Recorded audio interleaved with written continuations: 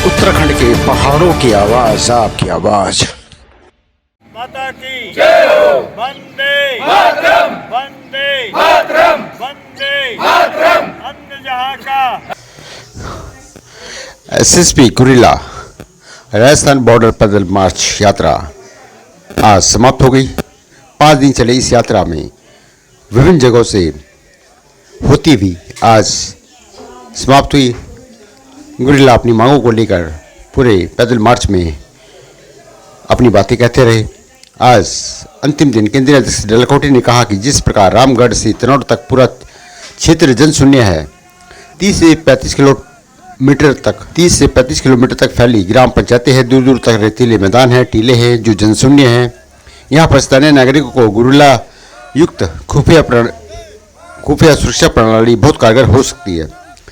ऐसे स्थानों पर वर्दीधारी सेना नहीं रखी जा सकती। यहाँ पर तनौट मंदिर में लोग दूर दूर से आकर ठहर सकते हैं या पर्यटन के लिहाज से काफ़ी अच्छा हो सकता है। इसलिए यहाँ पर गुरिल्ला का उपयोग किया जा सकता है। यहाँ पर पहले की तरह भेड़ पालन, बकरी पालन का व्यवसाय किया जा सकता है। उन्होंने कहा कि स्थानीय गुरिल्लाओं की सुझाव प्राप्त कर गुरिल्लाओं की स्थानीय इकाई, राज्य इकाई के माध्यम से राज्य और केंद्र सरकार को गुरिल्लाओं को समायोजित किए जाने एवं क्षेत्रों का उल्लेख करते हुए मांग पत्र विभिन्न उचित माध्यमों से भेजे जाएंगे। यात्रा में केंद्रीय अध्यक्ष के साथ राज्य अध्यक्ष रामेश्वर सुतार, नरपत दान, रामचंद्र, लीला देवी, मलगीत कौर, रणजीत सिंह, सावित्री देवी, परमेश्वरी, हीरालाल, वेद प्रकाश सोडा, पुखराज, नवल किशोर खत्री, भजन राम, भीमदान, प्रेमाराम, सायर कुमार, श्यामलाल सुतार, सर्वजीत महावीर आदि शामिल रहे और इसकी व्यवस्था करने में कमल सैनी, भगवान नाथ, सांवल सिंह छोटू, भीम सिंह, अशोक, प्रकाश सिंह बाटी, जबर सिंह का विशेष सहयोग रहा। देखिए हमारी यह रिपोर्ट।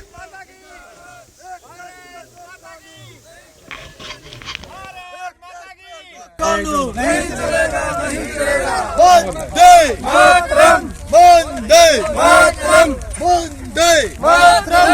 एक देश पे दो कानून नहीं चलेगा, नहीं चलेगा। एकता, एकता, एकता, एकता। एक देश में दो कानून नहीं चलेगा, नहीं चलेगा। संगठन के राजस्थान प्रदेश के अध्यक्ष रामेश्वर सुतार जी, हमारे इस क्षेत्र के सामाजिक कार्यकर्ता और गुरिल्ला संगठन के साथी नरपत दान जी और कमल सोनी जी अभी उपस्थित भी हैं, भवाना नाथ जी, जिन्होंने इस यात्रा को सफल बनाने में पूरा योगदान दिया। आप लोगों का सभी का धन्यवाद अदा करते हुए मैं यात्रा के इस समापन की घड़ी में आप लोगों से एक निवेदन करना चाहता हूँ। बहुत सारी बातें, बहुत सारी अफवाहें लोग बनाएंगे, लेकिन देखिए ये कलयुग जो है कर्म प्रधान युग है, इसमें कर्म से ही फल मिलता है।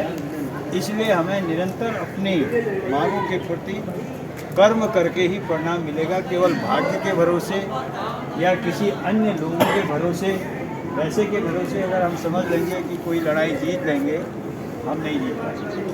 कर्म से करने से ही फल मिलता है, ये हमारी गीता में भी लिखा हुआ है। दूसरी बात, जहाँ तक बात है कि हमारी जो ये यात्रा हुई, हमने आज 5वें दिन यहाँ पर यात्रा का समापन किया। हमने दिन में ये यात्रा समाप्त करनी थी, लेकिन गाड़ियों की कुछ समस्या की वजह से हमने इसको थोड़ा देर समापन की ओर हम इसे ले गए हैं, ताकि सारे लोग अपने गंतव्य को समय से प्रस्थान कर सकें। जो हमने यहाँ आते हुए रास्ते में जैसलमेर से लेके तनौट माता मंदिर तक हमने जो देखा पाया कि बहुत सारा एरिया यहाँ पर वीरान पड़ा हुआ है, दूर दूर तक रेगिस्तान फैला हुआ है, बबूल पीकर की झाड़ियाँ हैं और दूर दूर तक कोई बस्तियाँ नहीं हैं। 30-30 किलोमीटर लंबी, 40-40 किलोमीटर क्षेत्रफल में फैली हुई ग्राम पंचायतें हैं। तो ऐसा वीरान क्षेत्र अगर कहीं पर है, जनशून्य क्षेत्र कहीं पर है, तो ये बहुत कुछ संभावना बनती है कि वहाँ पर कोई दुश्मन देश के लोग आके चुपचाप रेगिस्तान में कहीं बैठ जाएँ, दूर दराज इलाके में जहाँ कोई देखने वाला नहीं है, कोई आबादी नहीं है। तो मुझे ये लगता है कि हमारे एसएसपी को ऐसे क्षेत्रों में बसाने का प्रयास सरकार ने करना चाहिए, ताकि इस वीरान वाले क्षेत्र में वो चाहे पर्यावरण वाहिनी बन करके या कोई अन्य कार्य उनको सौंप करके जो क्षेत्र को हरा भरा करने का भी काम करें, क्षेत्र में विकास का भी काम करें, क्षेत्र में निगरानी का भी काम करें, कोई ऐसी गतिविधियां उस क्षेत्रों में न हो, ऐसे प्रयास हमारे गुरिल्लों के साथ मिलकर सरकार को करने चाहिए। उसके अलावा हमने देखा कि जैसलमेर से आते वक्त बहुत लंबा समय तक यहाँ पर जो पवन ऊर्जा का बहुत कार्य यहाँ पर चल रहा है, और वो जो है रामगढ़ से पहले है या सोनू उधर है, इधर को नहीं है, क्योंकि इधर हवा हो सकता है कम चलती हो।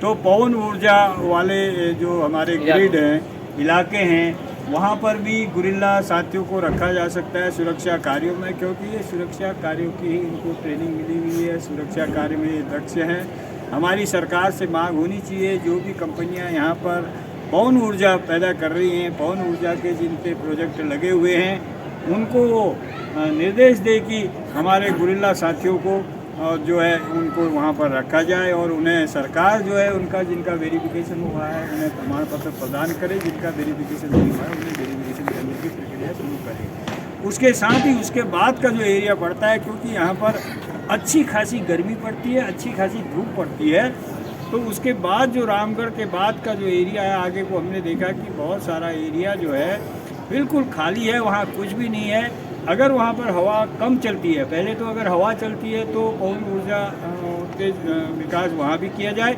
अगर हवा नहीं है तो हमें ये लगता है कि सरकार से हमें ये भी अनुरोध करना चाहिए कि इन क्षेत्रों में सोलर ऊर्जा का कार्य प्रारंभ किया जाए, सोलर प्लांट लगाए जाए।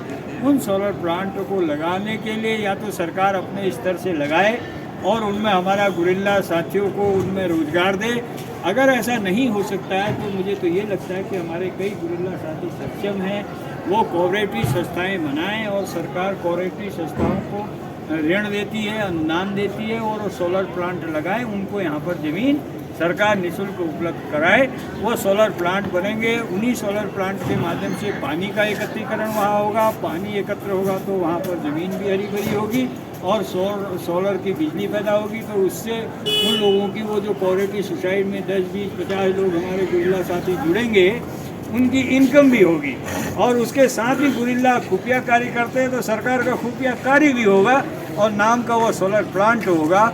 इसी तरह से सरकार को कुछ न कुछ इस बॉर्डरवर्ती एरिया के लिए, इसको हरा भरा बनाने के लिए, इसको खुशहाल बनाने के लिए, इस और देश की सुरक्षा के कार्यों में गुरिल्लों को जो है उपयोग में इस क्षेत्र में लाना चाहिए। आगे जो भी कोई चीज़ यहाँ पर हो सकती है, जो हमारे यहाँ के साथी हैं, कमल सोनू जी हैं, नरपत दान जी हैं और हमारे ये क्या कहते हैं भवाना नाथ जी हैं, और भी जो हमारे सीनियर साथी हैं जो इस बारे में विचार कर सकते हैं, सोच कर सकते हैं, उनके जहाँ जहाँ गुरिल्ले हैं उनके क्षेत्रों में किस तरह से गुरिल्लों को रोज़गार दिया जा सकता है, किस तरह से उन्हें समायोजित किया जा सकता है, किस तरह से उनको बुढ़ापे का सहारा दिया जा सकता है, क्या योजना उनके पास है, वो भी उस क्षेत्र में क्या